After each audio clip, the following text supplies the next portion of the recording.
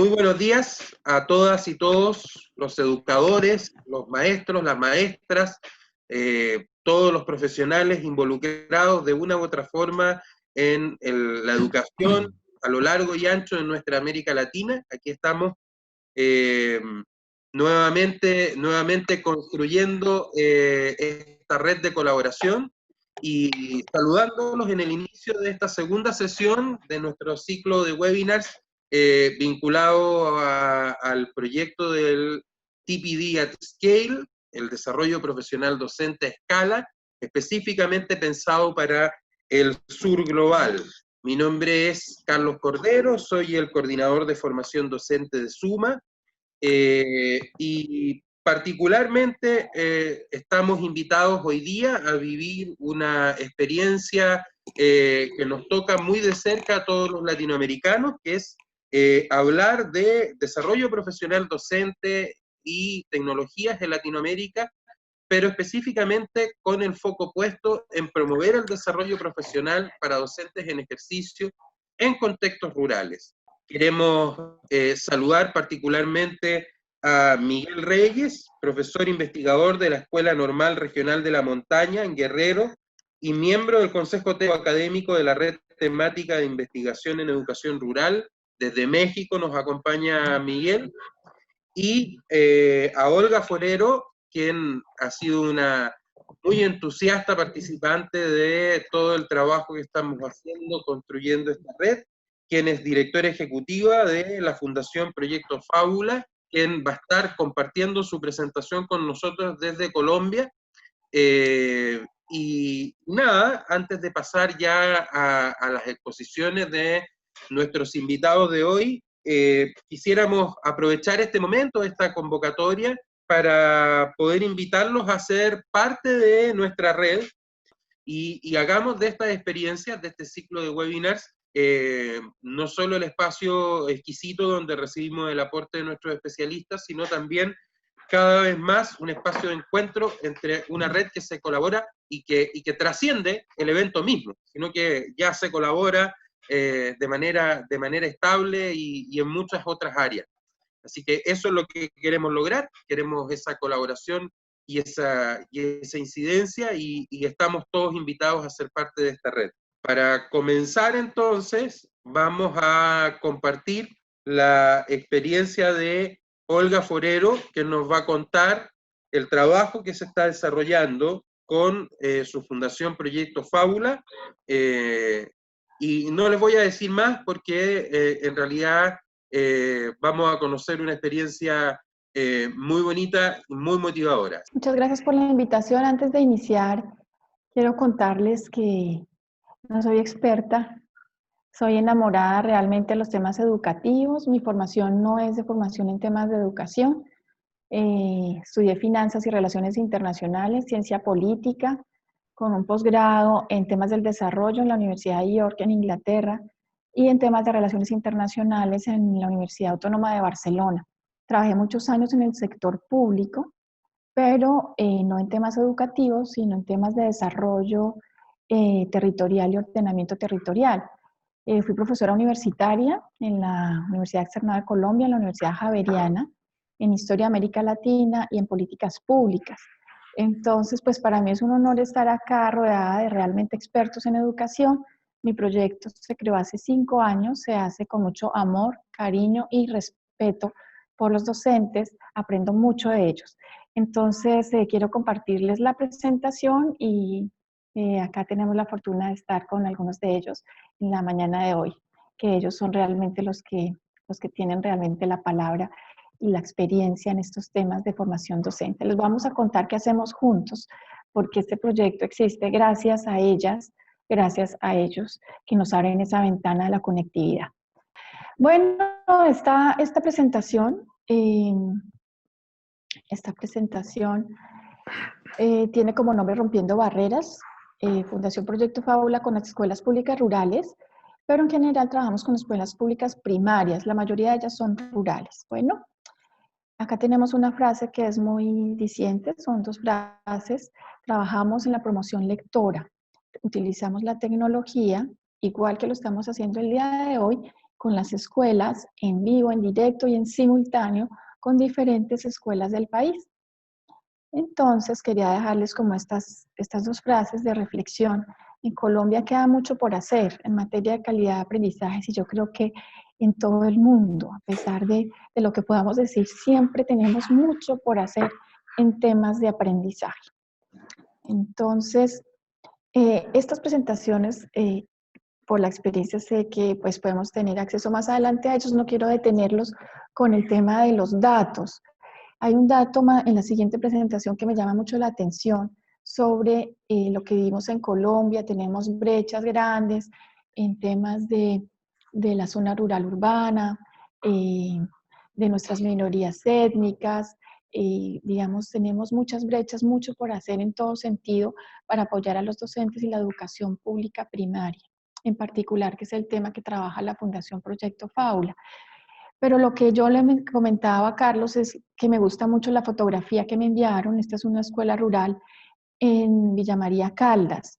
Y creo que resume mucho de lo que yo he hablado con mis profesores de zonas rurales, y es la soledad, que también mencionaba el profesor Álvaro Galvis la vez pasada en su presentación, sobre la soledad de los maestros, sobre todo de los maestros rurales, que toman una moto y minutos, horas tal vez también toman hasta llegar a sus escuelas diariamente y quizás un poco sin el apoyo o mucho sin el apoyo de las instituciones, de la sociedad en general, ¿no? Entonces, aquí estamos con los datos de Colombia. Casi el 30% de la población colombiana es población rural, y si vemos por densidad poblacional, prácticamente el 50% de los municipios colombianos son de zonas rurales. Y pues por supuesto con índices de pobreza muy altos. Aquí de los datos que tomé de estudios recientes de la educación rural, hay uno que me llama mucho la atención, que es este que está subrayado, que es el promedio de años de educación en las zonas rurales, fue de 5.5 años. En Colombia hemos avanzado muchísimo, hemos mejorado mucho, pero como decimos, nos falta muchísimo también. Pero es esto lo que me llama mucho la atención, o sea, en zonas rurales, en promedio, los años de educación son de 5.5 años. Entonces son años que debemos aprovechar a fondo, porque por supuesto hay que trabajar en la educación media, secundaria, media y terciaria, pero en estos 5 años pienso yo que podemos hacer un gran trabajo por fortalecer y sembrar en esos chiquitos mucho de la curiosidad, el amor por la lectura, el autoaprendizaje y crearles situaciones de aprendizaje lúdico, ¿cierto? Para que ellos aprendan de una manera diferente y que aprovechen realmente la escuela eh, para lograr aprendizajes. Entonces ahí tengo yo una pregunta, ¿estamos realmente todos comprometidos o estamos realmente comprometidos como sociedad con una educación de calidad para todos? En uno de los estudios que leí de una organización que se llama Empresarios por la Educación, veía que centran como su análisis en la importancia, por supuesto, de apoyar a los docentes, apoyar a los directivos, la infraestructura y como la institucionalidad. Pero en ese estudio, en los otros que he leído, se menciona muy poco la responsabilidad de la sociedad como un todo. Pareciera que vemos, en mi caso, que trabajé tanto tiempo en el sector público y como profesora universitaria, a veces vemos el mundo tras un cristal. Entonces analizamos, hacemos estudios, pero estamos como en un cristal y decimos, hay que hacer mucho por el otro lado del cristal. Pero ¿qué estamos haciendo realmente como sociedad? Pues nos estamos involucrando realmente con la educación primaria, con los niños de este país. Ahí tengo como una duda. Por supuesto, hay muchas organizaciones que están haciendo trabajo con las zonas rurales, instituciones, por ejemplo, esta Fundación de Empresarios por la Educación, hacen trabajo como la Fundación Compartir, también hacen mucho apoyo, pero creo que las sociedades requieren tomar mayor conciencia de la educación, o si no, no vamos a lograr ese objetivo de desarrollo del milenio de una educación de calidad para todos. Entonces, en los estudios vemos siempre mencionado el tema de la infraestructura, los docentes, la pertinencia en la educación, el tema de la preocupación por los padres, que hay una crisis. ¿Estamos realmente todos comprometidos? Esa es una inquietud que me queda. Bueno, ahora sí, ¿qué hacemos en Fundación Proyecto Fábula y por qué hacemos lo que hacemos? Nace oficialmente en el 2015, nace una experiencia familiar de uso de la tecnología en la lectura, que si tenemos tiempo les contaré, pero por ahora tenemos pocos minutos. De esa experiencia familiar de uso de la tecnología y de lectura, nació la idea de leer a los niños de las escuelas rurales, de las escuelas públicas primarias, compartir la lectura, hacer promoción lectora. Creemos en la Fundación que todos los niños son extraordinarios, que todos los niños merecen las mismas oportunidades. La educación primaria de calidad consideramos brinda las mejores bases para un aprendizaje para toda la vida, para el autoaprendizaje. Esos 5 años que tenemos de la educación primaria, por supuesto, de la importancia de la primera infancia, pero en estos 5 años de escolaridad tenemos una gran oportunidad de sembrar en los niños ese amor por los libros, por la investigación, la curiosidad, el trabajo en equipo, muchas competencias que se pueden desarrollar en estos 5 años. Los docentes merecen todo el apoyo de la sociedad, nuestro reconocimiento. Los docentes en Colombia no tienen el reconocimiento que realmente deberían tener. En la Fundación creemos que nuestra labor es apoyarlos. La lectura en voz alta es otra, digamos, de nuestras creencias firmes. Da palabras a los niños en una sociedad que ha sufrido la violencia, el conflicto. La falta de palabras genera violencia. Entonces, creemos que al leer a los niños en voz alta les damos lo más lindo que tenemos, que es el uso de la palabra, el solucionar los problemas usando la palabra, buenos argumentos, pero hay que leer buenos libros. Y eso es lo que queremos hacer en Fundación Proyecto Fábula. Además de que los niños expresan sus anhelos, sus sueños, sus reclamos. Lectura en voz alta es un pilar de nuestra fundación. La tecnología lo hace posible, pues la tecnología disponible que es, nosotros utilizamos la plataforma de Google, los Hangouts de Google para podernos enlazar en vivo y en directo. Acompañamos a los docentes en cualquier región del país en simultáneo, que eso es algo particular. Nos vemos siempre como nos estamos viendo aquí y compartimos al mismo tiempo por WhatsApp, al mismo tiempo que hacemos las sesiones de lectura. Creemos que todos podemos hacer algo por alcanzar la educación de calidad para todos. ¿Qué hacemos? O sea, nuestras sesiones están divididas en leer en voz alta, tenemos lectura para niños desde preescolar a 3er grado, escogemos excelentes libros de excelente calidad que se llama Libro Salvo, se llama La Hora del Cuento, preparamos unos materiales como unos PowerPoint donde trabajamos palabras, vocabulario y reflexionamos con los chiquitos en vivo sobre el contenido de la obra. Por supuesto, estamos siempre en proceso de aprendizaje con nuestras docentes, ellas nos ayudan, nos guían también. En lectura en voz alta, pasamos en cierto momento en el 2016 y ya los chiquitos que habíamos empezado a leer desde el preescolar y primero pasaron a 4º grado, iniciamos otra línea de trabajo que se llama la línea Viajemos, donde mezclamos, trabajamos, hacemos investigación, hacemos unas presentaciones de manera, digamos, muy rica, transversales, donde vemos geografía, cultura, historia, y se llama Viajemos. Hemos visto animales en extinción en Colombia, hemos visto los niños del mundo, viajando a diferentes culturas del mundo, y mezclamos libro informativo con relato literario.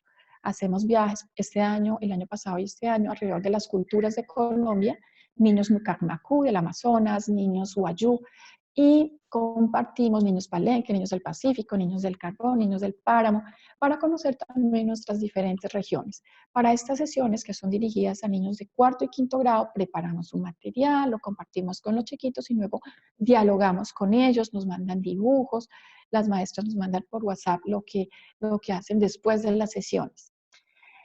Nuestra preocupación también por abrirles o dejar una semilla al tema del aprendizaje del inglés. Tenemos unas voluntarias de la Universidad de Oxford que compartimos sesiones de inglés. Como yo hablaba en las sesiones previas con Carlos y Felipe, nuestra intención no es enseñar.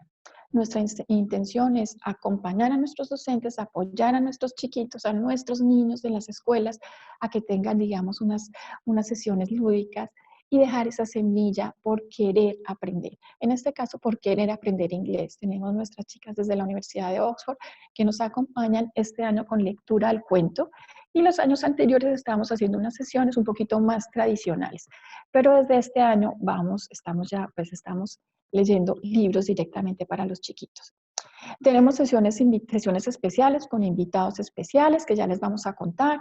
mochilas viajeras. La idea es compartir libros físicos con los niños para que en nuestras zonas rurales se compartan estas mochilas que nos brindan nuestros donantes de buena literatura infantil para los chiquitos.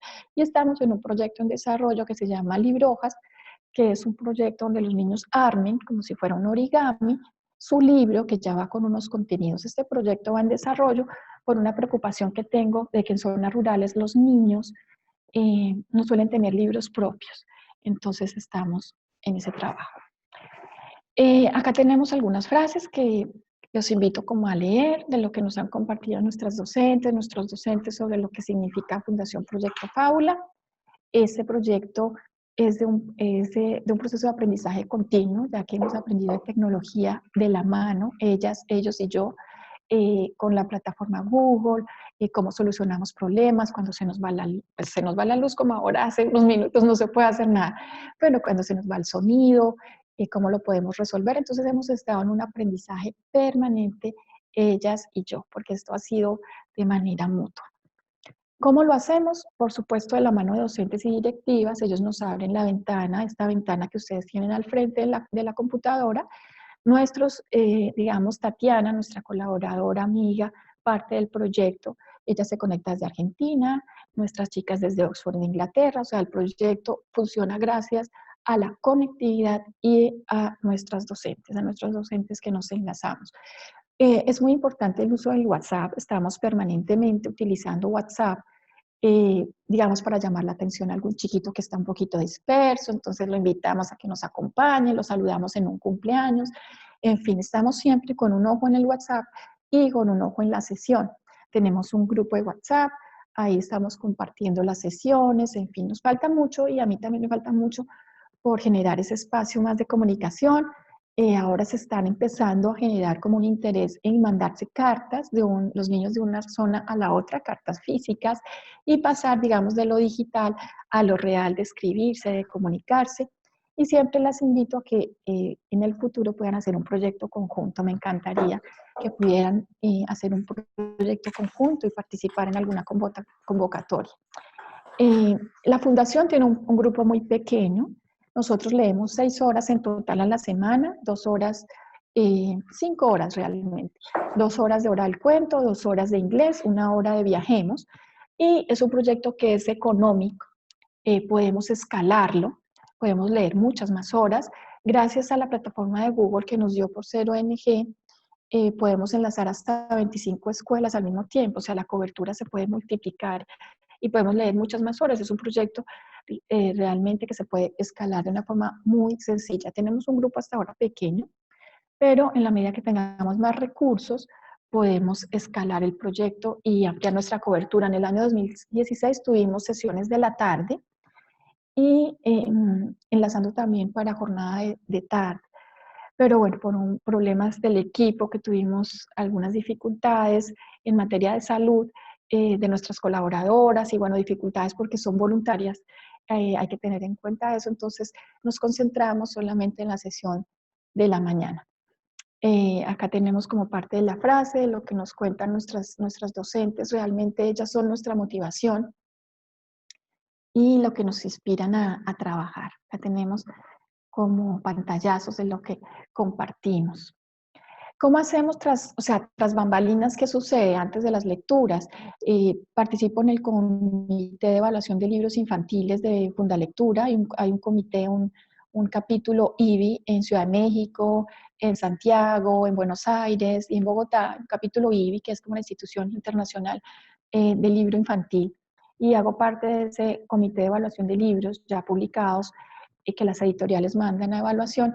Entonces tengo acceso a una biblioteca infantil muy, muy buena, muy rica, de la cual escojo los libros, los llevo, a ellos me los permiten usarlo para la fundación, y de esta forma escogemos libros altamente recomendados, no solamente en el capítulo Colombia, sino revisamos capítulo México, también Argentina, Chile, cuáles son los libros altamente recomendados para los más pequeños, para compartirlos con nuestros niños de la Fundación Proyecto Fábula.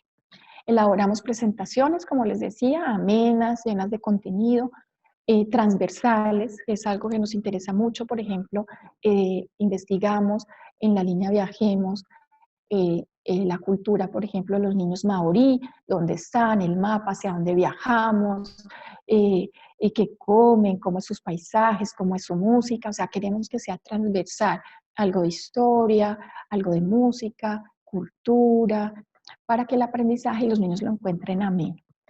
Y conectamos la escuela también con el mundo, que es gracias a lo que estamos haciendo con ustedes. Es que Proyecto Fábula es esto mismo, es igualito.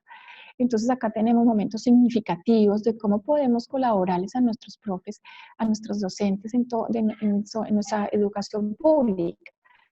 Tenemos grandes recuerdos, estamos en Bicentenario, entonces gracias a la Facultad de Historia de la Universidad Pontificia Bolivariana de Medellín, una de las mejores del país, contamos con la participación de la decana en una de las sesiones hablándonos del Bicentenario y también con uno de sus colaboradores, con un historiador, que nos estuvo colaborando y acompañando en una sesión hablándonos sobre el Bicentenario. Fue muy interesante escuchar a los niños de Boyacá, que como les decíamos antes de que iniciara, los niños de Boyacá conocen muy bien la historia de la independencia porque pues es el departamento protagonista con algunos departamentos de la zona de los llanos y cómo ellos dialogaron con los maestros de la Universidad Pontificia Bolivariana alrededor de los personajes de la independencia. También hemos tenido autores desde Argentina, desde España, desde Italia, dialogando con los niños, siempre en simultáneo, en vivo. Nuestras sesiones no son grabadas, no están en YouTube, respetamos los derechos de autor, entonces nosotros no trabajamos solamente en nuestras sesiones y pues no están en YouTube ni son pregrabadas. Acá tenemos un ejemplo de nuestros invitados desde Argentina, nuestra autora de Italia, nuestro autor desde España, Mari desde Inglaterra. Digamos que son momentos significativos y los invitados se sorprenden mucho de poder dialogar con niños en zonas rurales, digamos, al otro lado del planeta. Entonces, estamos en este esfuerzo dialogando siempre y tratando de llegar, sobre todo con mucho cariño, a nuestros pequeños de las zonas rurales, de nuestras escuelas primarias. ¿A dónde llegamos? Acá tenemos, digamos, un listado donde llegamos. En Bogotá tenemos una sola escuela. En Boyacá tenemos en diferentes regiones del país, o sea, no se olvidé, he debido incluir aquí el mapa que tengo para algunas presentaciones de dónde estamos en diferentes regiones del país, pero todavía tenemos regiones que podríamos llegar a muchísimas más regiones del país. Como les digo, el proyecto es fácilmente escalable, es muy económico y bueno, tiene gran trabajo detrás de bambalinas, pero la idea es que podamos colaborarles en la educación también. Vamos desde el Caribe, a las montañas andinas, al Pacífico, al sur del país. Tenemos, como les comentaba antes, diferentes culturas en nuestro país, entonces la idea es llegar a cualquier rincón. Tenemos ahí sueños grandes de poder cubrir con nuestras sesiones de apoyo a nuestros docentes muchas más regiones. Empezamos con 5 escuelas en el 2014 y este año pues ya se inscribieron 30, vamos poco a poco. La idea es, digamos, la inscripción de nuestras escuelas es más como boca a boca. Vamos poco a poco con ellos. La idea es apoyarlos no solamente de manera digital, sino poderles mandar libros y tener como esa capacidad de poderlos colaborar también de manera no solamente digital, sino de otra manera. Muchas de mis escuelas no las he visitado y nos conocemos más digitalmente, pero la idea es poderlas irlas a visitar. Hemos tenido reconocimientos en Virtual Educa 2017 en Computadores para Educar, un programa del Gobierno de Colombia. Nuestra rectora amiga Nubia Marina Bedoya presentó el proyecto que se llamaba Gestionar para Educar y se basaba en la posibilidad de hacer alianzas estratégicas con organizaciones como Fundación Proyecto Fábula y se ganó el primer premio, el reconocimiento por su alianza con la Fundación. Entonces nos llenó pues de mucho orgullo y alegría. En Bancolombia es uno de los bancos más grandes del país. Nos reconocieron el año pasado con causas que transforman.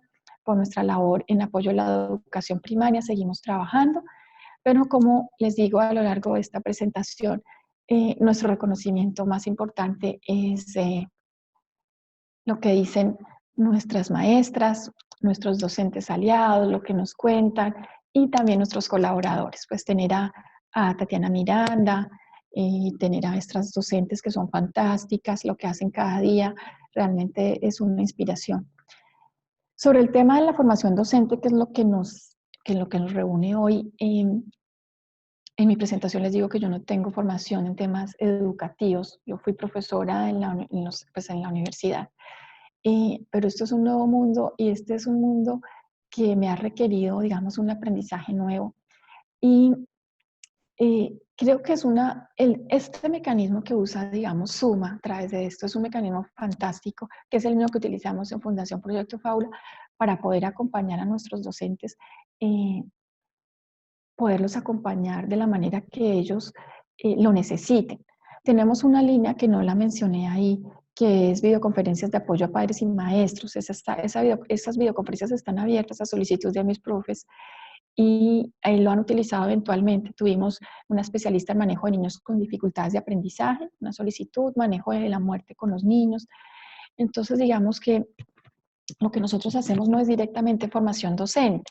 Nuestro interés es, como les decimos al principio, apoyarlos, promover lectura, promover en los niños el amor por los libros, por la investigación y la lectura, pero creo que hemos ido aprendiendo juntos a lo largo de esta experiencia, de estos años juntos. El acceder a la tecnología, el utilizar la tecnología de otra manera, no solamente buscando en YouTube o mediante aplicaciones, que no tengo nada contra ellas, pero creo que este paso previo de hacerlo en vivo, digamos que le da, digamos, una calidez que quizás solamente las aplicaciones sueltas no lo puede dar. Ya vamos en 22 minutos, entonces prometí que no me demoraba más de 25 minutos, creo que estoy sobre el tiempo. Aquí están algunas de las frases de nuestros colaboradores, recuerdos de las sesiones. Aquí hay una frase de Nubia Marina en ocasión del premio que se ganó, sobre los profesores desde el exterior y cómo, digamos, las sesiones de inglés les parece motivantes. A pesar de la distancia, estamos con ellos. Tenemos mucho que hacer juntos, eso es lo que yo pienso.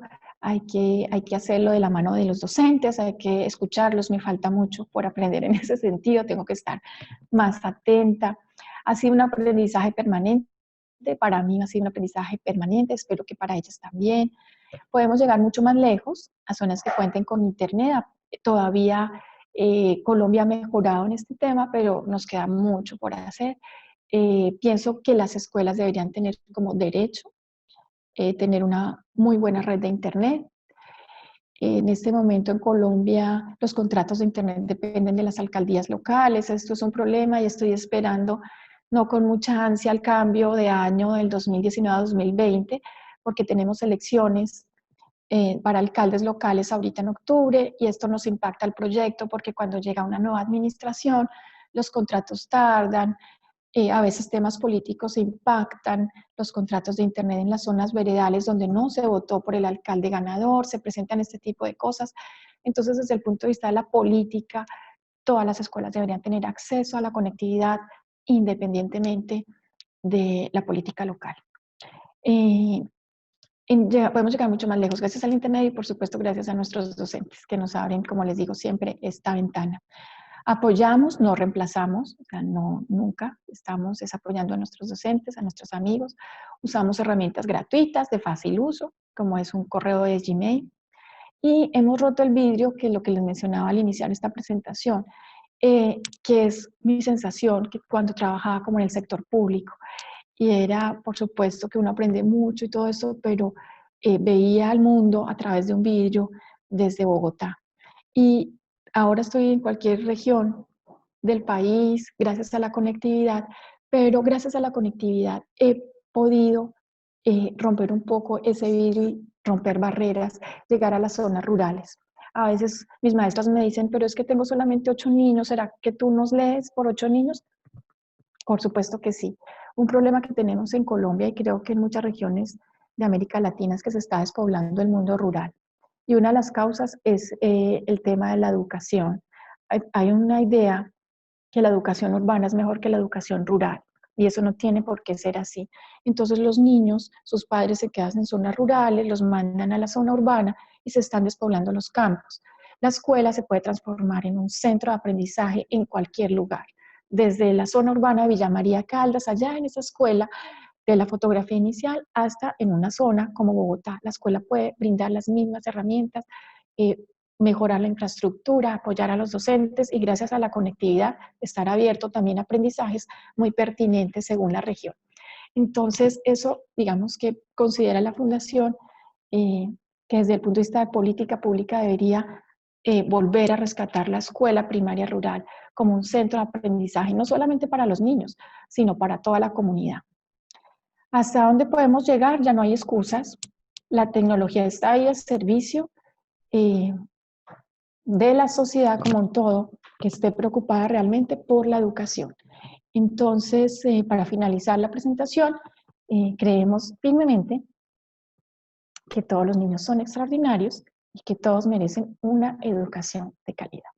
Y hasta aquí la invitación. Muchas gracias esta presentación y bueno, abierta a preguntas. Esto es lo que hacemos juntos de la mano con nuestros docentes. Dejaba mis sueños atrás. Bueno, queremos llegar a muchas más escuelas, a zonas más lejanas, más remotas, llevar más libros, por supuesto, a las escuelas, material educativo, compartir más experiencias significativas. Quisiera llevarlos en vivo y en directo a museos del mundo para que los niños puedan interactuar, abrir esa ventana también al mundo cultural, enviar más libros con nuestro formato de librojas, que es un proyecto en desarrollo, contar con muchos más invitados especiales. Una solicitud que quiero lanzar es contar con una evaluación de impacto. Quisiera saber efectivamente qué tanto sirve esta modalidad realmente para el aprendizaje. Eso lo pueden decir quizás nuestras docentes, pero yo no lo tengo realmente tan claro. O sea, me gustaría que esta modalidad realmente les funcione, pero no tenemos aún algo como una evaluación. Consolidar un equipo permanente de trabajo, seguir aprendiendo cada día, mejorar para transmitir lo mejor a nuestras amigas, nuestros amigos, los docentes, y como siempre un agradecimiento infinito a su labor. Muchas gracias a Suma, muchas gracias a Felipe y a Carlos por la invitación y bueno, esto es lo que hacemos. Ahí están mis datos, estamos en Facebook como Fundación Proyecto Fábula y todas las escuelas están invitadas, es un proyecto gratuito, independiente de temas políticos o religiosos, hay que decirlo. Solamente nos interesa el tema de la educación de calidad para todos. Gracias, Carlos. Excelente, Olga, muchas gracias por tu experiencia, por el gran trabajo que estás haciendo con Fundación Fábula.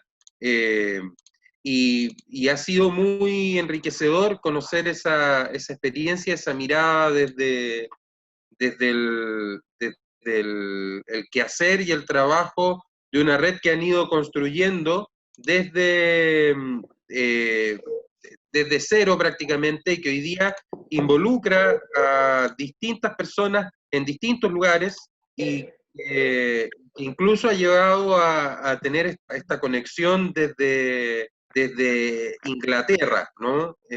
A través de la formación del inglés, que le ha dado un ingrediente también muy interesante y muy propio de los tiempos que estamos viviendo.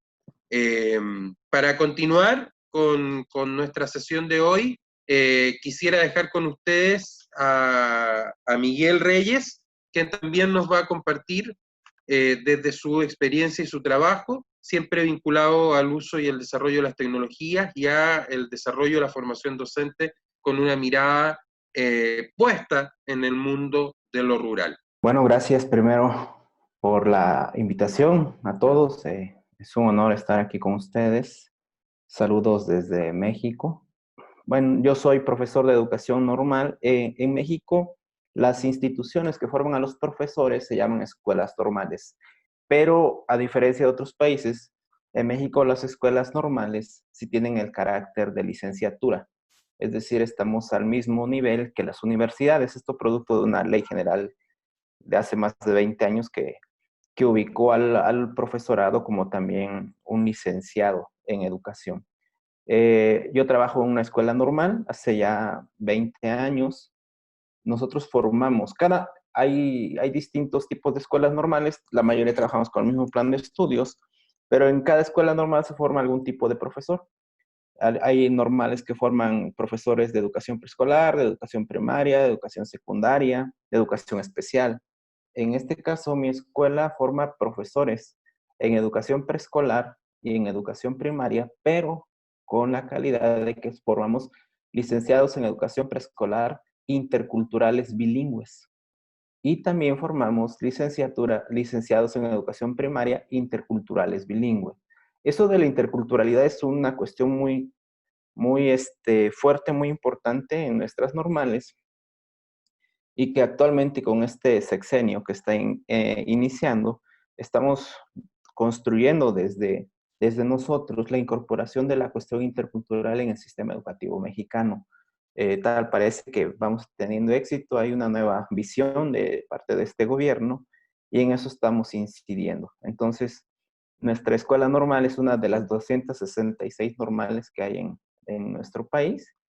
Y bueno, esa es la característica, ¿no? Aunque hay otras instituciones que fueron profesores, pero en las normales la esencia es que forman al profesorado que se incorpora a la educación en México. También soy miembro de la red de investigadores de educación rural, que es una red que tiene sede aquí en la Ciudad de México, que está registrada en uno de los organismos más importantes de nuestro país en materia de investigación científica, que se llama el CONACYT, pero que le integran, aparte de profesores mexicanos e investigadores mexicanos, profesores de otros países de América Latina y de España. Entonces, esto ha permitido que esta red, que los miembros de esta red, a través de los proyectos que hacemos, podamos tener una gran comunicación y hayamos podido desarrollar varios proyectos a nivel de red, pero también a nivel individual desde nuestras instituciones. Bajo ese contexto, quisiera comentarles cómo estamos nosotros trabajando desde nuestra escuela normal la cuestión del uso de la tecnología en el profesorado. Si bien es cierto, en este mapa curricular que nosotros tenemos, hay cursos especiales para fortalecer al profesorado mexicano en el uso de tecnologías. Bueno, también pensamos en los otros profesores que están en servicio. Bueno, la tecnología y el profesorado. Voy a partir desde la idea de cómo usan la tecnología los profesores. El magisterio en México fue uno de los sectores que más tarde se integró al uso de la tecnología. Pocos intentos hubo por incorporarse a la tecnología y hace 2 sexenios, 3 sexenios, hubo un primer intento. En educación básica se empezaron a incorporar una computadora, un proyector y una pantalla. Y dentro de esa computadora incorporaron los libros de texto digitalizados. Solamente era para poder ver los libros de texto en una pantalla. Y los instalaron en una gran cantidad de escuelas primarias de todo México, solamente para quinto y sexto de educación primaria. Pero la situación es que no hubo nunca una capacitación para el uso de estos aparatos. E inclusive cuando se instalaban las computadoras, los profesores tenían que firmar un documento donde decía que si ese aparato se descomponía, lo tenían que pagar ellos. E inclusive había otras cuestiones, instalaban estos equipos en escuelas que no tenían luz eléctrica. La situación era, pues, solamente evidenciar que este gobierno en turno se interesaba por el profesorado, pero en realidad nunca fue exitoso ese proyecto que se llamó Enciclomedia, y terminó en el olvido, pero justificando millones y millones de dólares para otras cuestiones posiblemente, ¿no? Entonces, los profesores muy tarde se fueron incorporando en la tecnología y podemos clasificar los profesores de nuevo ingreso, cómo usan los maestros de nuevo ingreso la tecnología y cómo usan la tecnología los profesores de mayor antigüedad. Eh, en México, muchos profesores que hoy ya están a punto de jubilarse después de 30 años, en realidad muchas veces no estudiaron para ser profesores, sino fueron convocatorias que se hicieron en donde la persona que supiera leer y escribir pudiera inscribirse como profesor y iniciar su clase. Estamos hablando de los 60, de los 70, 80 todavía un poco. Y bueno, lo primero es que tenían miedo al cambio de paradigma, de usar la tecnología y eliminar un poco la parte del papel y el lápiz. Daba cierto temor el uso de la tecnología para estos profesores porque era algo nuevo. Y para los profesores jóvenes no era algo nuevo, pero de alguna otra manera no tenían los mecanismos o las ideas de cómo incorporar la tecnología a su campo de trabajo. Entonces había cierto miedo a este cambio de paradigma, ¿no? Después descubrimos que la computadora vino a ser el sustituto de la máquina de escribir, no como computadora, como una cuestión más de mayor, que pudiéramos hacerlos más eficaces, sino simplemente lo utilizábamos como una máquina de escribir. Ahí se utilizaban para eso, para escuchar música y para de vez en cuando ver películas. Que a veces le ponen le ponen, todavía hay casos donde ponen una película a los niños, pero en una computadora, pero los niños en su lugar y el maestro es el dueño de la computadora y nada más de lejos tienen que ver la computadora. Hay otros maestros que ya no, que ya incorporaron otras cuestiones. Después evolucionaron al uso de los teléfonos celulares, no sé cómo le llaman en sus países, a veces hay lugares donde le dicen móviles, no sé dónde. Pero aquí el celular y las tabletas. Pero básicamente el celular se convirtió en el centro por excelencia de toda la cuestión, en el centro multimedia de todo lo que ocurre en una escuela.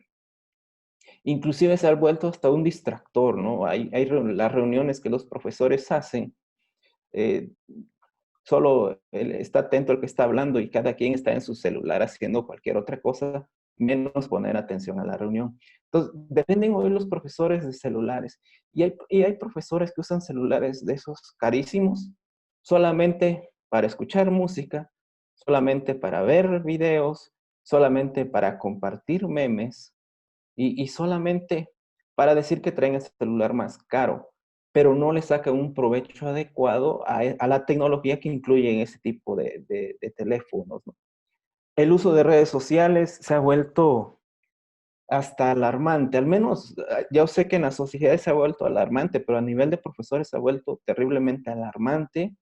En las escuelas normales, nuestros estudiantes, se ha vuelto un problema el uso de las redes sociales, sobre todo el Facebook. Y bueno, nosotros tenemos una experiencia en relación al uso de las redes sociales, cómo tratamos de trabajar y darle un sentido más académico. Pero quizá lo más grave del profesorado mexicano es que somos consumidores digitales, o sea, consumimos todo lo que nos llega, todo lo consumimos. Consumimos de todo y no verificamos uso, no verificamos su confiabilidad, no verificamos nada. La cuestión es consumir todo lo que sea digital, lo consumimos. Porque de alguna manera, cuando un maestro se vuelve consumidor digital, en nuestro medio adquiere un estatus de maestro moderno, de maestro novedoso, que no necesariamente significa que está consumiendo cosas buenas o cosas productivas, simplemente está consumiendo todo lo que encuentra. Pero lamentablemente no hay una cuestión de análisis y de reflexión sobre lo que consumimos y para lo que va a servir. Entonces, solamente consumimos y consumimos y consumimos. Y consumimos tantas cosas que es hasta preocupante, ¿no? ¿Qué hemos hecho entonces ante todas estas cuestiones? Y hay más problemas. Empezamos hace algunos años generando algunos cursos y talleres que le llamamos de educación tecnológica. Tanto con nuestros estudiantes como con profesores, que dimos difusión a una convocatoria de cómo enseñar la tecnología a los profesores y decir, es que no les vamos a enseñar otra cosa más que enseñarles un glosario de términos más comunes que se usa en el medio digital. Porque a veces los maestros no saben qué significa muchos de los términos que se están empleando. Y en relación de esto se han generado muchas cuestiones, hasta a veces los maestros se endeudan cuando les dicen, miren, les vendo una computadora que tiene 1 mega de memoria RAM y 1 terabyte de disco duro. Ese sentido de decir 1 terabyte y le dicen, maestro, aquí usted puede guardar 100,000 canciones, 200,000, no sé qué. Entonces el maestro se va por la idea de lo que va a guardar y no de la eficacia de la computadora. O a veces compran computadoras, estas de manzanita, que son carísimas, pero solamente las va a usar para usar Word y PowerPoint. O sea, no le sacan provecho a lo que consumen. Y a veces cuando uno les habla de términos como correo electrónico, en la nube, periféricos, drives o cuestiones de este tipo, entonces el maestro no va conociendo estos términos. Tuvimos que hacer algunos cursos, algunos talleres, solamente para enseñarles cuáles son los términos más comunes en la cuestión digital y que ellos vayan entendiendo qué es y para qué sirve. ¿Sí? Aparte, tengo que comentarles que gran parte del profesorado que nosotros atendemos y nuestros alumnos son provenientes de grupos indígenas y hablan lenguas indígenas. Por lo tanto, muchos conceptos que existen actualmente en la cuestión digital no los existen en sus lenguas originarias y tienen que hacer la traducción de estos términos digitales a su lengua originaria y de ahí tenemos que convertirla al español para que ella entienda básicamente el concepto de lo que estamos hablando. Entonces, hicimos todo un glosario donde les explicamos cada cosita que significa, hasta les enseñamos cómo comprar una computadora, para lo que lo va a usar, si nada más va a hacer textos en Word, en PowerPoint, no tiene caso que gasten una computadora de $1,500, no tiene caso. Y cómo usar el teléfono también.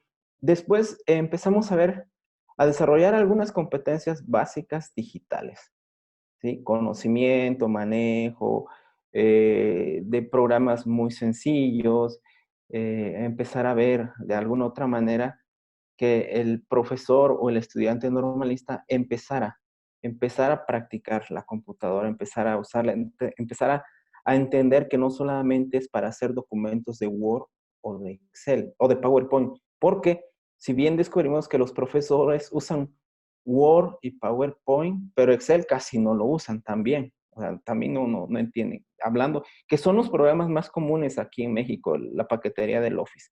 Es muy común y bueno, son los que más se usan.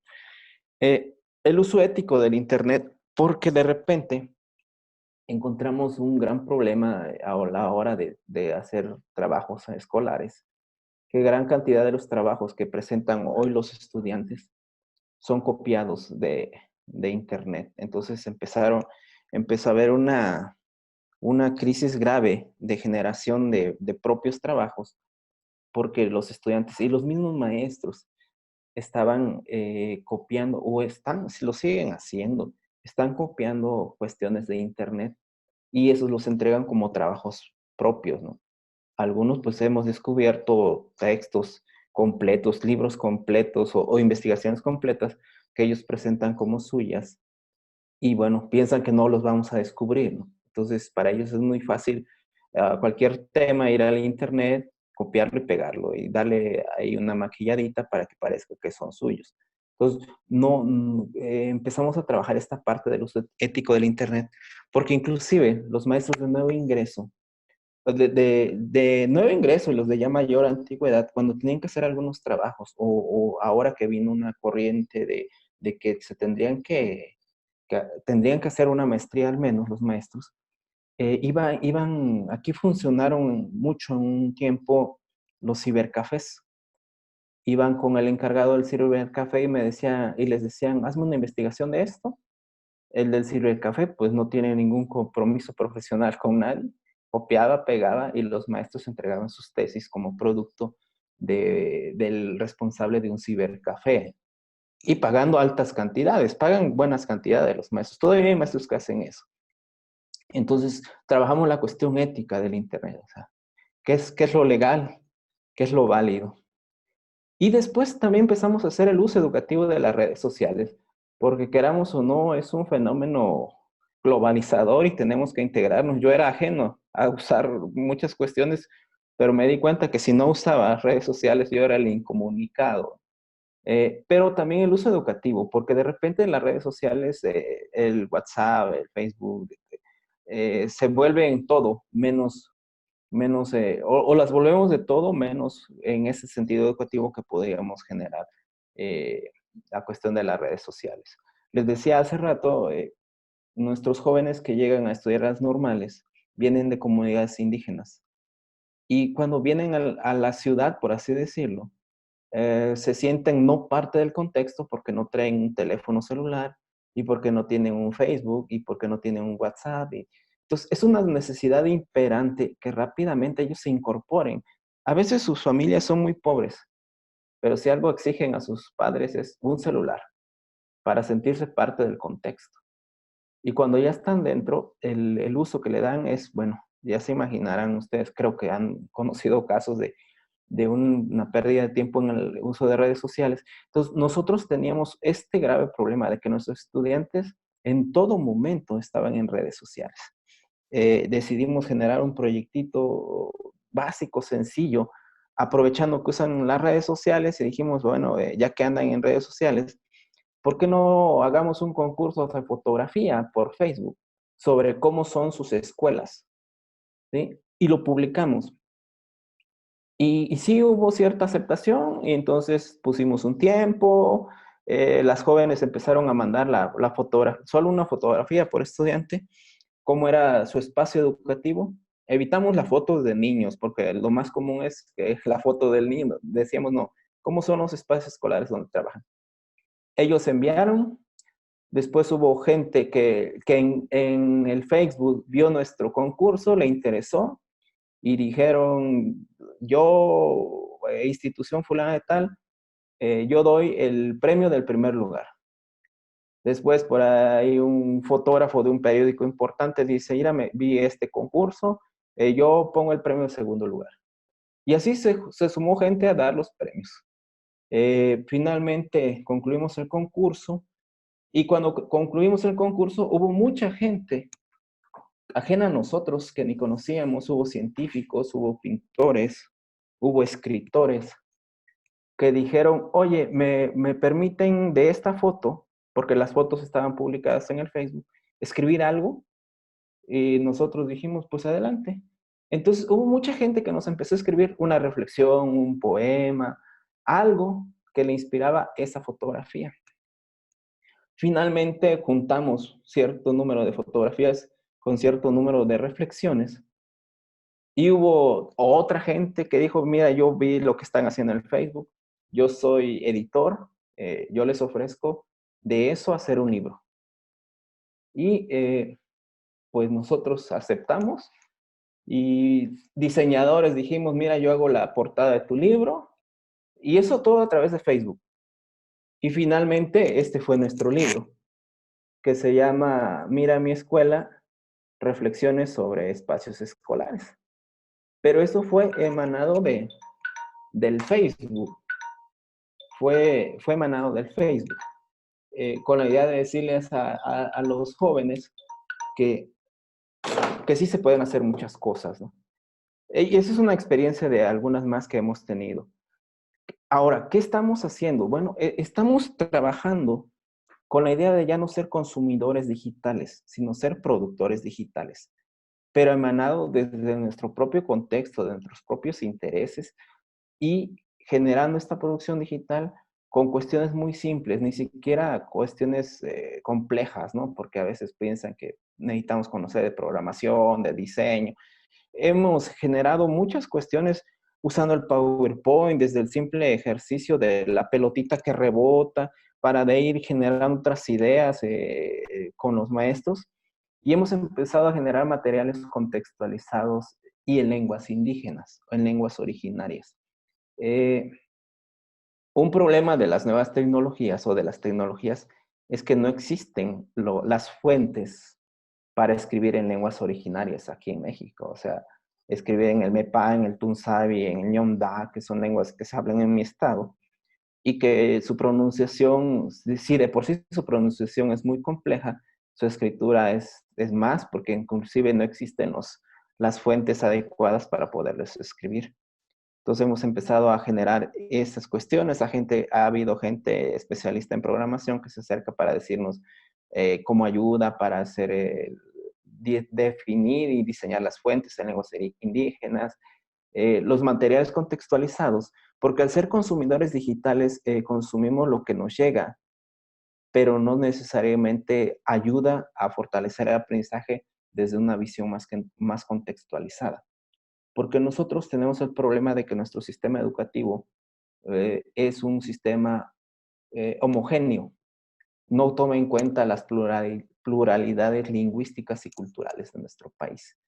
Entonces, los niños indígenas de México aprenden los contenidos del español y no necesariamente de su contexto. Hay una lectura en quinto grado que habla sobre Messi, el futbolista, y, y los niños indígenas no tienen ni idea de quién es Messi. Entonces, ¿cómo se cómo van a generar un aprendizaje realmente bueno si están hablando de Messi? Luego de repente hay textos que hablan de la publicidad y hablan de una de las tiendas más importantes en México, aquí, cadenas comerciales importantísimas, pero pues son caras que no existen en cualquier lado, se llama Palacio de Hierro. Y entonces la lectura dice, ¿y qué opinas de las ofertas de Palacio de Hierro? Y entonces el niño indígena cuando lee eso dice, Palacio, se está imaginando un castillo, no se está imaginando una tienda. Entonces, tenemos ese problema. Entonces, estamos generando producciones a través de creaciones de ODAs, le llamamos objetos digitales de aprendizaje, hechos en PowerPoint. Y ya cuando van teniendo otro poquito de conocimiento, usamos mucho software libre, software libre y gratuito que podemos descargar y que cuando estén en sus comunidades no necesiten del Internet. Porque una preocupación es que hay comunidad, o sea, ya tengo las ideas, pero en mi comunidad no puede haber Internet. Entonces estamos generando, les buscamos, hacemos algunos repositorios de softwares gratuitos y libres que nos ayuden a generar estos objetos de aprendizaje, pero también a acelerar procesos de experimentación donde los niños juegan con las computadoras, ¿no? Generando ya algunos programitas o algunas, no, nosotros le llamamos situaciones didácticas, donde el niño interactúa con estos productos que hace el mismo maestro. Y si a veces no puede escribir en sus lenguas originarias, el maestro los graba usando unos softwares que ya les enseñamos y graba en sus lenguas originarias. Hemos empezado a crear blogs usando algunos programas. Hemos empezado a usar algunas apps que los maestros tienen en sus teléfonos celulares, pero que a veces no le dan el efecto académico, y sí más bien para otras cuestiones. Y hemos empezado a utilizar distintas situaciones digitales que tienen que ver con que ellos produzcan, ¿no? Inclusive nosotros hemos tenido tesis ya de licenciatura en donde han empleado las redes, la tecnología. Por ejemplo, hemos generado CDs de grabaciones para el fortalecimiento de la lectoescritura. Hemos generado grabaciones en audio, se llamó Lo que el niño me cuenta, ¿no? Era contar los cuentos de su comunidad. ¿Qué cuentos hay en su comunidad? ¿Qué cuentos les cuentan sus abuelos? Y de esa manera irlos grabando, irlos musicalizando. Pero eso lo van haciendo ya los jóvenes, los profesores, los nuevos maestros. O sea, ya están empezando a encontrarle un uso adecuado a esas computadoras, a veces caras que compran, pero que realmente le saquen provecho. Esas son como que de manera muy a grosso modo las experiencias que nosotros hemos venido teniendo en cuanto al uso de la tecnología. Pero bueno, todavía nos hacen falta hacer más cosas. Lamentablemente no hay un proyecto muy, muy importante de parte de los gobiernos que han pasado sobre el uso de la tecnología. Cada quien hace desde su trincherita lo que puede, pero no hay un proyecto que unifique y que tenga que ver que México puede establecer un sistema educativo basado también en cuestiones tecnológicas, pero tiene que atender al menos 68 grupos lingüísticos que tenemos aquí en nuestro país, aparte de los niños que solamente hablan el español. Estadísticamente, en México hay 3 millones de niños indígenas en las escuelas indígenas, pero hay 11 millones de niños indígenas en las escuelas no indígenas. Es decir, hay más niños indígenas en las escuelas no indígenas. Esto es lo que comentaba la maestra Olga. Hay una despoblación de las comunidades indígenas que se van a las comunidades grandes por cuestiones de trabajo, hasta de postura social, ¿no? Y hace falta eso, hace falta trabajar más, hace falta desde que nuestras escuelas normales sigamos fortaleciendo la cuestión de esta educación digital, pero no olvidarnos también del papel y el lápiz, ¿eh? Porque también a veces, en el sentido de pensar que somos muy modernos, nos olvidamos de las cuestiones básicas y en eso se pierde mucha esencia, ¿no? En este caso, del fortalecimiento de los aprendizajes significativos o de los buenos aprendizajes, se pierde mucho la esencia. Muchas gracias, Miguel. Ha sido realmente enriquecedor escuchar las experiencias que hoy día nos han traído tanto Olga como Miguel, en función de poder percibir que hay una mirada y un esfuerzo por contribuir con distintos aportes al desarrollo de una educación que tiene una identidad muy latinoamericana y que se está intentando hacer cargo de los desafíos que plantean los nuevos contextos, y que también nos muestran y nos hablan de las dificultades que no son propias a nuestro espacio regional, muchas de ellas compartidas. Yo quisiera en este momento abrir el espacio a la conversación, al diálogo con los asistentes que nos han acompañado, los participantes que nos han acompañado, y en primer término quisiera invitar a la maestra Delia Rincón, quien nos acompañó también en la primera sesión, quien quisiera compartir una reflexión, no sé si tal vez una pregunta, con los expositores. Así que adelante, Delia, bienvenida. Buenos días para todos. Primero, pues destacar el trabajo de los dos expositores. Me llama la atención en la primera presentación de la doctora Olga, es cómo profesionales de las otras áreas del conocimiento pues interactúan con la educación, que es ahí donde pues nosotros que somos educadores y estamos formando educadores, entramos como a repensar que a veces el común de la sociedad o nosotros mismos inclusive a veces pensamos que el tema educativo es un tema aparte y el proceso educativo de hecho nosotros los maestros principalmente somos los primeros estudiantes siempre. Entonces destaco esa valiosa experiencia de la doctora Olga, me parece interesante cuando ella hace su presentación frente a lo que desde su formación y entrar en un mundo que no es nada fácil. El mundo de los maestros no es nada fácil. Y si vamos al contexto rural, eso es otro panorama, porque ahí nos encontramos, en el caso de las tecnologías, limitaciones, que pese a que estamos en el siglo XXI, pero seguimos teniendo limitaciones de conectividad, algo señal. Entonces, a veces se nos vuelve muy limitante el aparato tan sencillo que podemos tener a la mano, pero que no podemos utilizar. Y esa interacción con los niños, sobre todo que los niños son la semilla de ese aprendizaje. Y ella cuando mencionaba, nosotros no vamos a enseñar o aprender algo así, creo que entendí, y sí lo están haciendo, no de manera tan explícita como diríamos desde el marco de la educación, pero sí lo están haciendo.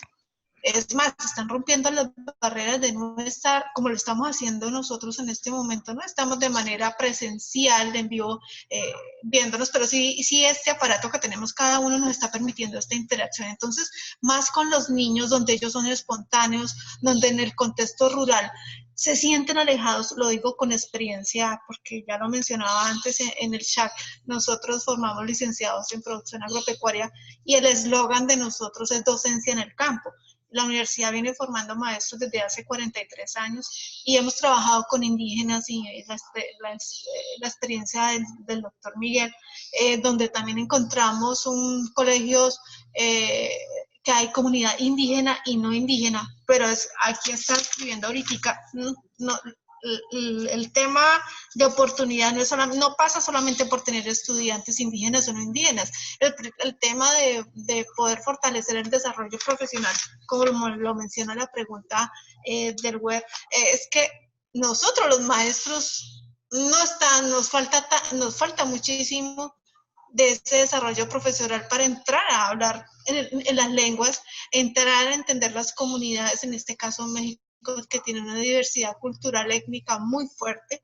En nosotros también, aquí en el caso de los llanos orientales, la dificultad que a veces se nos presenta cuando hacemos práctica docentes, que nuestros practicantes, pues ellos han aprendido aquí. Por eso sí, a la pregunta inicial, la quiero recordar, ¿será que estamos formando desde las universidades profesionales donde principalmente se privilegia el desempeño laboral en el contexto urbano?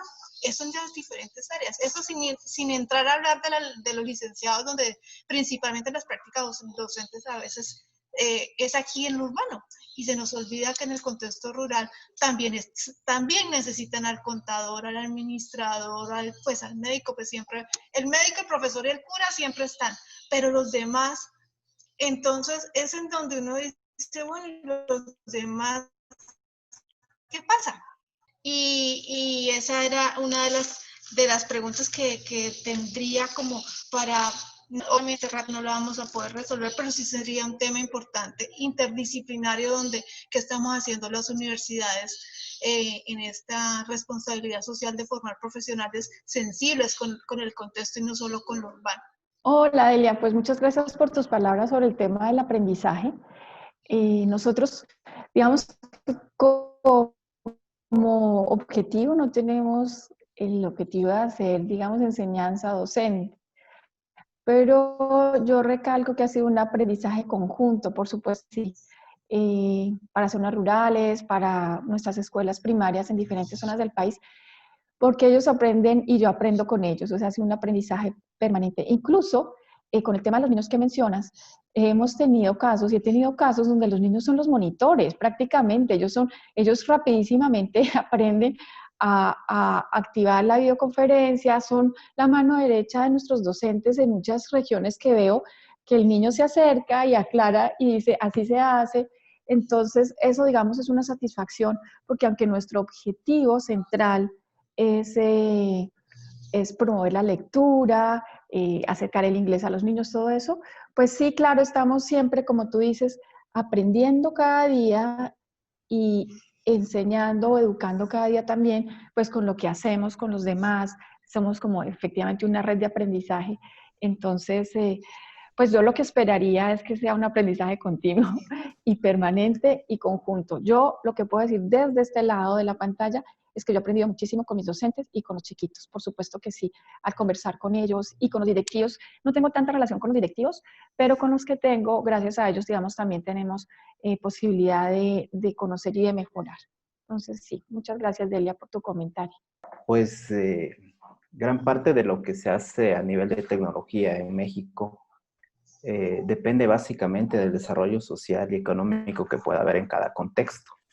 No es lo mismo estar en el sur o al norte que estar en la parte céntrica por las condiciones que hay. Entonces, gran parte de este desarrollo tecnológico o del uso de la tecnología que usan los profesores está condicionada a eso, ¿no?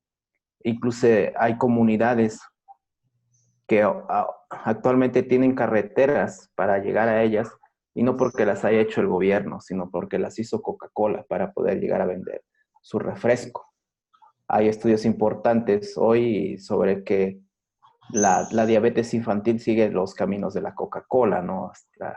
Hasta hace unos años no había problemas de diabetes y hoy hay muchos, pero porque esas carreteras las construyó Coca-Cola y ya las aprovecha el gobierno para llevar implícita algunas cuestiones. Pero ha hecho proyectos de tecnología, pero lamentablemente no tienen un buen estudio para aplicarse, o son proyectos solamente para justificar algunas cuestiones. Lo cierto es que actualmente el Magisterio de México se tuvo que incorporar a la tecnología no por elección, sino por una obligación, porque gran parte de de los movimientos administrativos que hace el maestro en México se tienen que hacer de manera digital. Es decir, la Secretaría de Educación de nuestro país ha desarrollado plataformas para que los maestros suban o accesen a estas plataformas para subir hasta sus calificaciones, sus reportes semanales, sus reportes mensuales. Todo lo tienen que hacer por vía tecnológica. Y por lo tanto, el maestro, guste o no guste, se tuvo que incorporar este tipo de situaciones y que ha generado estrés, porque a veces son profesores que están en comunidades alejadas donde no hay internet, pero sin embargo les piden que al otro día o tal fecha tienen que subir esta información en internet en una comunidad donde no hay internet. Y hay profesores que a veces para trasladarse al lugar más cercano donde pudiera haber internet, tienen que pagar hasta transporte privado, que les quita una gran cantidad de su dinero, que realmente lo que gana un profesor de educación básica es algo ridículo. Y bueno, llegar a ese lugar donde posiblemente haya internet y encontrarse con que no hay internet en ese momento o se fue la luz y generan también que los maestros entren en este tipo de situaciones. Pero bueno, eso es algo que se está construyendo aquí en México y está sobre la marcha y todavía no sabemos hacia dónde llegue porque en realidad no hay un verdadero proyecto que nos indique hacia dónde va la cuestión de la tecnología en el profesorado. Le vamos a dar la palabra a Teadira Pérez, quien tiene una pregunta para los expositores. Teadira nos va a hablar desde la Universidad de los Andes, en Mérida, desde Venezuela. Así que adelante, Teadira, te escuchamos. En una de las conversaciones que he tenido con Olga, le comentaba que hay docentes que nacen y otros que se hacen, ¿verdad? Que nos formamos. Y yo creo que ella es una de esas personas que han nacido con el amor hacia la docencia, a pesar de que no es su área, y que ha llegado a tantos niños en Colombia por esa pasión que tiene hacia la lectura. Y como decía Delia, si no me equivoco su nombre, ella dice que no está enseñando, que no es el aprendizaje, el objetivo esencial. Pues sí, sí lo hace, yo estoy de acuerdo con Delia y creo que no de manera implícita, pero sí explícitamente está fomentando el amor por la lectura, los valores, el amor por la cultura, conocer el país, viajar con los niños, el interés hacia la tecnología, que es un poco lo que pretenden lograr en México con la experiencia que nos acaba de contar el profesor Miguel. Las maestras también se están acercando a la tecnología, no solamente a través del uso del Google Hangouts, sino de la comunicación a través de WhatsApp. De manera que ella, mientras está leyendo los cuentos a los niños, ella está a la vez interactuando con las maestras simultáneamente a través del WhatsApp y de la videoconferencia. De manera que toda esa interacción, yo he observado algunas de las sesiones y veo que no solamente hacen preguntas, sino que si a veces falla el audio o no tienen buena conexión, pueden hacerlas también a través de esta mensajería instantánea, lo cual es fabuloso porque incorporan varias herramientas por si una de las que están utilizando falla. Yo estoy en la Universidad de los Andes en Venezuela y me siento muy identificada con lo que plantea el profesor Miguel porque muchas veces y también respondiendo un poco a la pregunta de Olguita, que si en realidad estamos haciendo lo suficiente. Yo creo que desde las universidades o desde las instituciones siempre nos quedamos cortos. En la Universidad de los Andes hay un programa de profesionalización docente donde formamos a los docentes que están en servicio, que muchas veces que no son docentes, sino que son profesionales en otras áreas y llegan a este programa de profesionalización a obtener la licenciatura en educación. Y creo que desde allí yo, cuando estuve en esa coordinación, aprendí a entender a los docentes que viven en zonas rurales y tienen que enfrentar muchos retos diarios. Ese fue un acercamiento de un año que yo no había tenido en mis 24, casi 25 años de servicio en la universidad.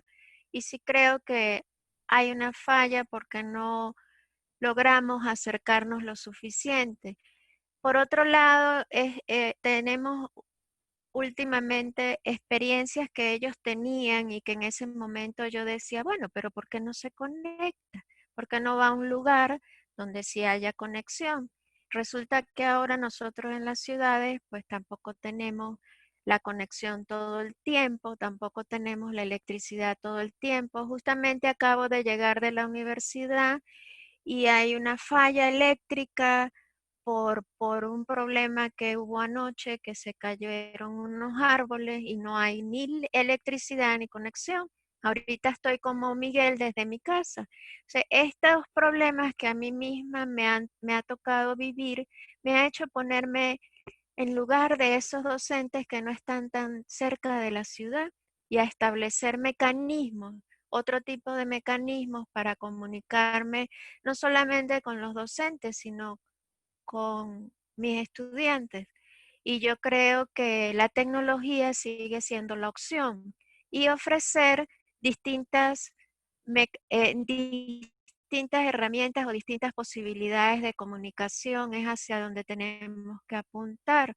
Yo utilizo, por supuesto, el correo, el Google Classroom, foros a través de Google Docs, pero también utilizo la mensajería instantánea u otras herramientas que no necesariamente tienen que utilizar el teléfono celular, sino, por ejemplo, el Telegram, que pueden instalarlo en la computadora. Yo lo tengo en el teléfono, pero mis estudiantes que no tienen celulares lo tienen en la computadora. Necesitan es que un código llegue a un teléfono móvil y bueno, siempre a veces me pierdo, no crean, porque también tengo que utilizar los mensajes de texto.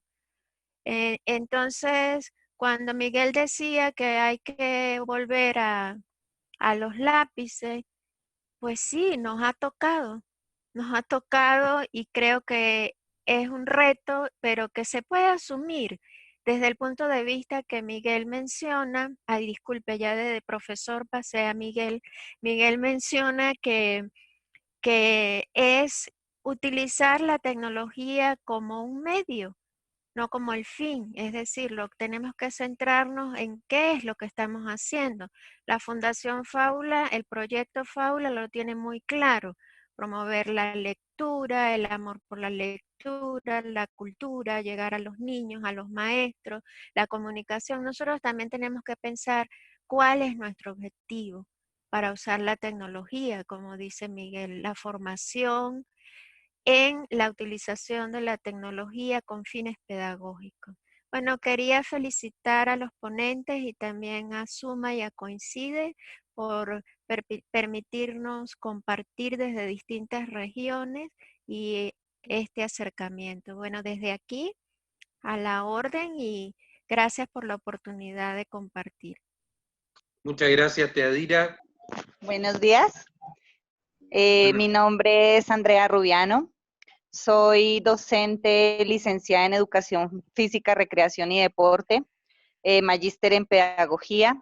Y pues yo creo que conocer a Olguita para mí ha sido una bendición, porque las prácticas, el aprendizaje, al interactuar con ella, los niños, el trabajo, para nosotros ha sido un trabajo espectacular. El año anterior estaba trabajando en la institución educativa Agroindustrial Santiago de Chocontá.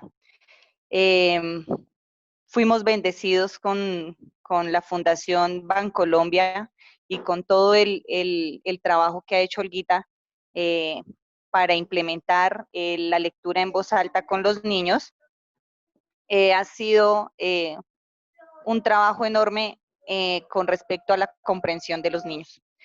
El trabajo que se realizó con mi compañera Liliana Gómez, que fue, primero, cambiar nuestras prácticas en el aula, porque nos falta, como docentes, nos falta actualización. Y uno tiende a buscar ser tradicionalista, que volver a copiar de los libros, que el niño repita de manera memorística, que el niño no entienda, digamos, los conceptos básicos, el aprendizaje significativo. Entonces, cuando uno como maestro cambia esa práctica en el aula y entiende que si yo como maestra busco la manera en que mis niños aprendan de manera significativa, es ahí donde se adquiere el conocimiento. Entonces, a través de las lecturas en voz alta, de la facilidad, digamos, que Olguita nos ayuda al traer los libros, porque para los niños de acá del campo es muy difícil comprar un libro que vale 5.000 pesos. Entonces, cuando Olguita nos facilita a través de la tecnología la lectura de estos libros, y aparte de eso nos muestra las imágenes, interactuamos, vemos y trabajamos nosotros aquí las rutinas de pensamiento, ellos desarrollan el pensamiento y plasman ese pensamiento no solamente en sus escritos, sino lo pueden expresar. Entonces, ha sido un trabajo arduo desde el año pasado que estamos trabajando con Olguita, y este año que estoy en una institución nueva que se llama Rufino Cuervo, en el mismo municipio de Chocontá, Cundinamarca, estamos implementando esto. Este año, con mi compañero Omar Leal, estamos implementando lo mismo, el trabajo de lectura en voz alta y buscando comprensiones en investigación. Entonces, en nuestro contexto, como es el campo, estamos investigando nuestra planta, que era nuestro tesoro aquí en Colombia, que es el maíz. Entonces, estamos investigando todo con respecto al maíz y estamos haciendo la siembra en nuestra huerta escolar, no solamente con los niños, sino con los padres de familia. Entonces, ya estamos incentivando a que se nos unan los papitos para nuestro proyecto, y pues la idea es que a final de año se haga una feria empresarial aquí en la institución, en nuestro, y pues sacar los que generen nuestro maíz, el envuelto, las arepas. Bueno, la idea es que se haga la elaboración de varios productos. Entonces, pues, estamos trabajando con los niños. Aquí están, que mejor dicho, están que quieren que los vean, que los conozcan. Están muy contentos de trabajar y pues de obviamente ver a Olguita siempre en la pantalla, apoyándonos desde allá. Muchas gracias por esta experiencia, Andrea. Un saludo a todos los niños. Queremos escuchar también a Adriana Hernández, que había quedado pendiente y que también quiere compartir con nosotros algún punto de vista o una pregunta. Adelante, Adriana. Muy buenos días para todos. Primero, muchísimas gracias pues, por la oportunidad que tenemos de aprender y de poder interactuar. Creo que es una oportunidad que se genera y que debiera de propagarse por muchos más docentes. Qué bueno conocer otras experiencias en otros países referente al uso de las TIC. Es muy importante y más cuando se piensa desde la formación docente. Para mí como docente normalista acá en mi país también, creo que es importante cuando podemos ser inclusivos, pensar que no vamos únicamente a enseñar a niños de lo urbano, sino que nos vamos a encontrar precisamente con comunidades que no tienen el acceso al internet ni a las redes. ¿Cómo formar al docente para que pueda ser inclusivo y pueda llevar a estas comunidades a la globalización, a lo multicultural, a lo que se van a ver enfrentados mucho más adelante? También de pronto, cómo podemos generar en nuestros docentes en formación la capacidad de explorar nuevas herramientas y de explorar nuevos mecanismos para generar esa globalización y esa multiculturalidad que se puede llevar en dado caso para mejorar la educación en un país. Felicitar a la profe Olguita porque creo que la Fundación Proyecto Fábula nos ha permitido compartir las experiencias tanto a nivel de nuestro país y pues ahora con la conectividad pues también con México, romper fronteras. La experiencia personalmente oriento varios grados en inglés y la experiencia con la Universidad de Oxford ha permitido precisamente eso, romper fronteras, que ellos puedan visualizar, oír, escuchar, ver, que aprender un idioma nuevo, un idioma extranjero no es nada difícil, que lo podemos hacer muy fácil, que tenemos muchas herramientas. En nuestros colegios a nivel público es difícil la conectividad. Muchas veces con la profe Olguita hemos tenido que de pronto hacer esa conectividad a modo personal con los datos del docente. Pero los frutos que uno ve en sus estudiantes dicen, no, wow, esto vale la pena hacerlo. Cuando uno ve sus estudiantes motivados por aprender, por observar que están, profes, se están conectando de otro país, qué rico poder interactuar con ellos, que les hagan preguntas, la oportunidad también de aportar precisamente a lo cultural, a que ellos se enriquezcan culturalmente. Algo que decía el profe Miguel y también la profe Delia en cuanto a lo que la profe intenta hacer y que lo hace muy bien, lo de la lectura oral, pero también está anclado con el libro en texto. Eso ha sido maravilloso porque ellos dicen, mire, profe, el libro que X nos nombró la profe, lo tenemos ahora acá y lo podemos leer, lo compartimos. Soy una de las beneficiadas de la mochila viajera. En este momento tenemos la mochila violeta verde. La compartimos, la rotamos, los niños se lo pueden llevar a casa el libro para compartirlo con su familia. Me presentan un reporte de su lectura. Tenemos algunos pasos dependiendo del grado y ellos se entregan y luego rotan su libro para otro estudiante. Entonces esto también les amplía su vocabulario, cuando van a redactar y hacer nuevas creaciones les va a aportar a su creatividad. Y pues no, felicitarlos, creo que es una importante acción. A veces no es tanto las buenas ideas, sino las acciones las que verdaderamente generan cambios.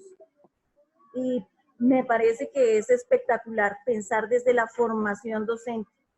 Si se forma mejor al docente, la posibilidad de que hayan grandes cambios en nuestros estudiantes y en las futuras generaciones va a ser muy importante.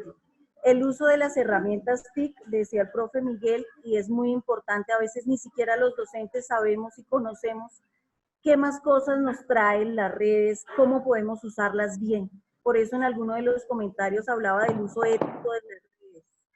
Cómo podemos llevarlas a favor de la formación de nuestros estudiantes, de poderles incentivar su creatividad, de despertarles más la curiosidad, la expectativa, y no solo quedarnos en el uso de las redes como popularmente de pronto la mayoría de jóvenes lo usan, sino enseñarles también a cómo explorarlo, pero necesitamos nosotros mismos primero capacitarnos y saber, conocer todo acerca de las redes y por lo menos cómo utilizarlas para el bien de nuestros niños.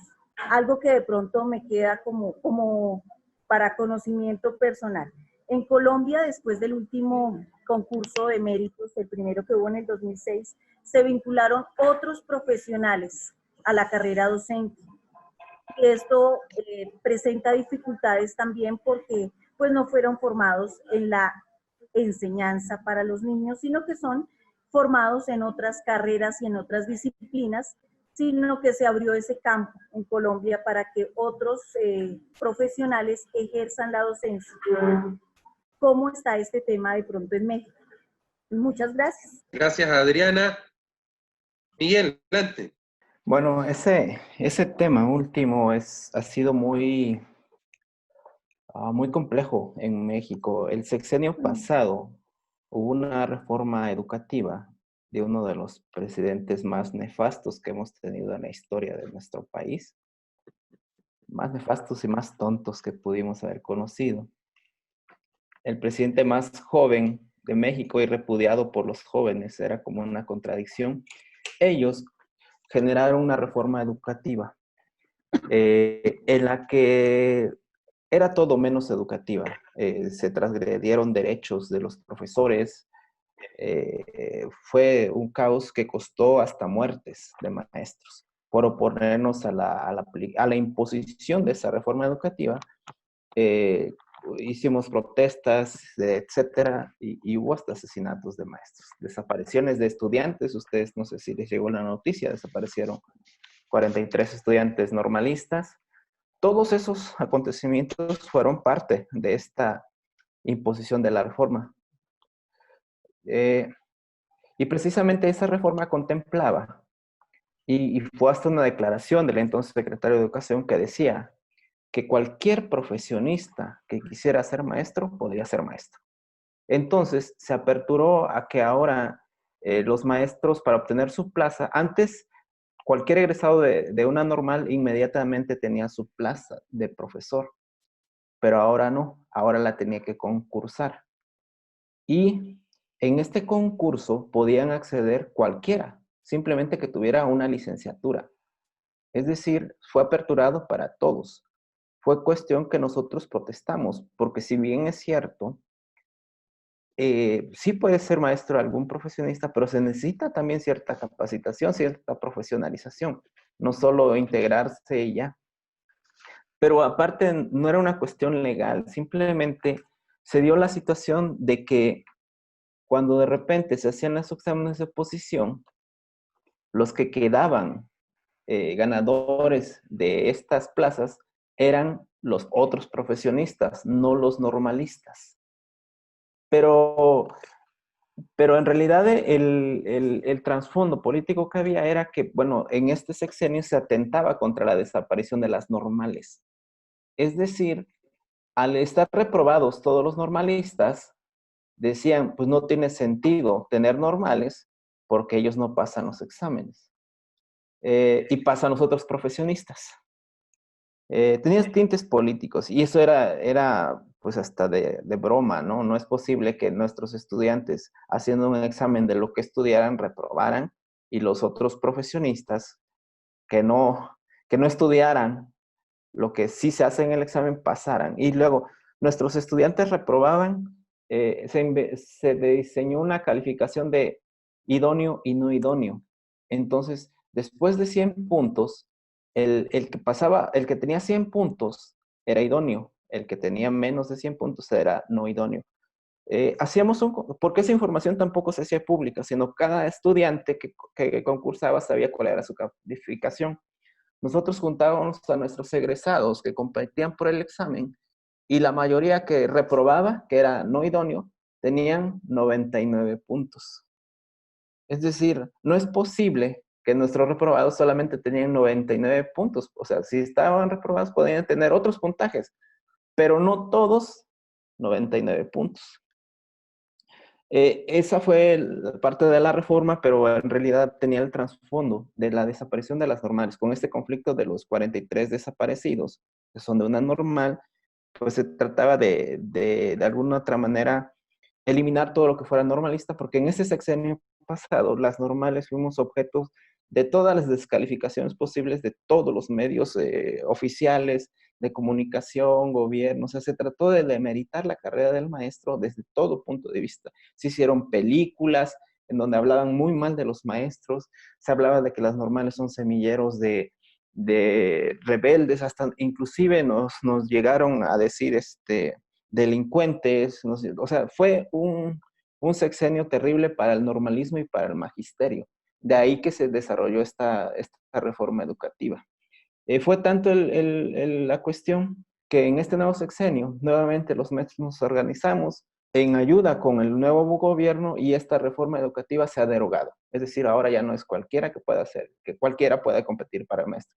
Se ha nuevamente generado una reforma educativa y hoy los egresados de las normales que acaban de terminar precisamente ayer, todos van a tener su plaza. Entonces fue una cuestión de lucha, fue una cuestión de rebeldía, pero fue una cuestión fuerte que vivimos en este sexenio pasado, pero ahora en este sexenio las cosas de alguna manera han cambiado, ¿no? O sea, hay más esperanza de apoyo al magisterio y se ha fortalecido, se han generado proyectos y programas de fortalecimiento para las escuelas normales para garantizar maestros de calidad que sirvan, que sean pues eficaces en sus trabajos. Pero sí, eso que comenta la maestra Adriana lo vivimos en el sexenio pasado, pero fue más una cuestión de tinte político, de demeritar todo lo que significara magisterio, todo lo que significara normalismo, pero afortunadamente se acabó.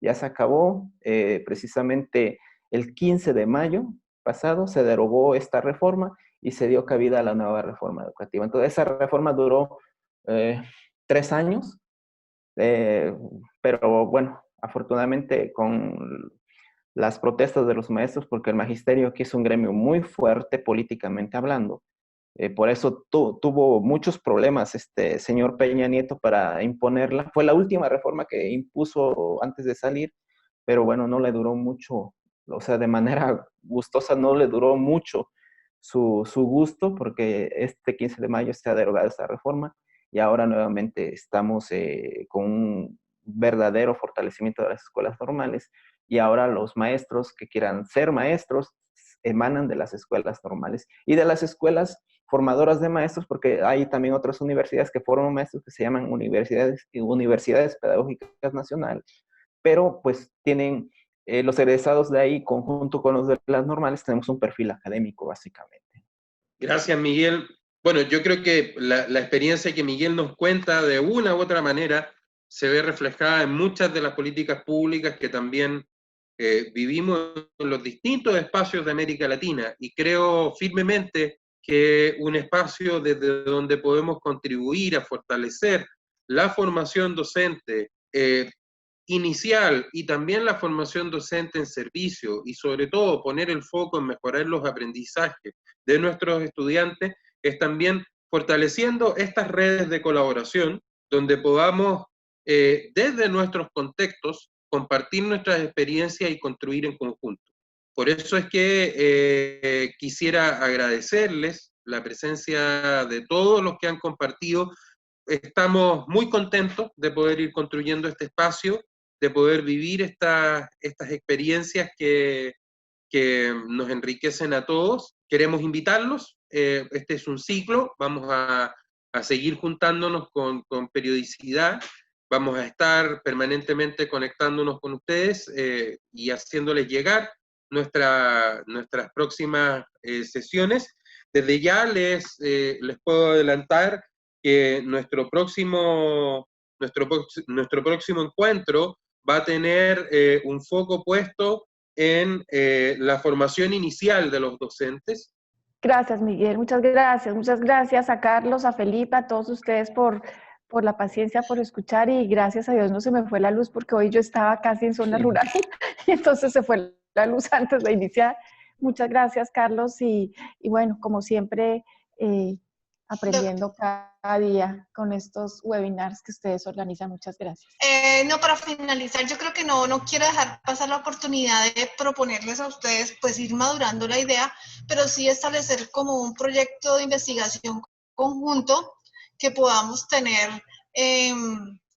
para el fortalecimiento, sobre todo, bueno, en este caso que a mí me interesa muchísimo, en el caso del contexto rural, ya sea con las TIC, pero que podamos fortalecer, pues ir madurando la idea, que podamos cristalizar proyectos de investigación interinstitucionales y que podamos ir más allá de los ciclos, y que podamos de alguna manera, los que nos estamos interesados en las temáticas de liderar en las regiones, en las regiones el desarrollo del gran proyecto, un megaproyecto que podamos responder a esas necesidades educativas en el contexto rural. Muchas gracias, Delia. Creo que lo que nos propones es un gran desafío, una gran meta a construir, es precisamente parte de la idea de la construcción de esta red. Aprovecho de contarte que no excluyente de lo que tú nos estás planteando, pero complementario, nosotros estamos desde SUMA y en el contexto de la coordinación de esta coalición por el desarrollo profesional docente para el sur global, en estos momentos desarrollando una investigación que busca reconocer el panorama regional de la formación docente en servicio con el uso de tecnologías y, por supuesto, lo que presentaba Álvaro Galvis la semana pasada, perdón, el webinar anterior, y por supuesto vamos a ir compartiendo el desarrollo de esta investigación. Tenemos también próximamente otro estudio que va a ir como estudio de casos a algunas experiencias que se han desarrollado, y lo que tú nos planteas es parte de las tareas que debemos ir construyendo también desde esta red, y nos parece un desafío excelente, y sobre compartir las comunicaciones para poder ir fortaleciendo las actividades que las distintas instituciones van haciendo. Por supuesto, cuenta siempre con nosotros. Quiero agradecerles a todos, en honor al tiempo también, agradecerle a varios que tuvieron algunos problemas técnicos para poder plantear algunas consultas, en particular al doctor Wilson Acosta, quien desde la Universidad de La Salle también nos había planteado una reflexión sobre la formación docente y las tecnologías. Vamos a insistir en que este es un camino donde nos vamos a estar juntando muchas veces, y donde también queremos asegurar que este encuentro no sea solo en función de los webinars, sino que sea un espacio permanente en donde podamos ir colaborando. Así que nuevamente gracias a todos. Yo, para despedir, me quedo con la reflexión profunda de Miguel sobre la necesidad de una educación y una tecnología que desde nuestros contextos nos sirva para el desarrollo de todas y de todos, tanto nuestros profesionales docentes como nuestros estudiantes. Y quisiera también despedirme con la reflexión de Olga sobre las palabras, que al final son también lo que estamos compartiendo en este espacio, que es que las palabras facilitan el encuentro y nos permiten soñar y aspirar a nuevas y mejores realidades. Muchas gracias a todos, y los dejo invitados a nuestra próxima sesión y a seguir en contacto. Muchas gracias. Gracias.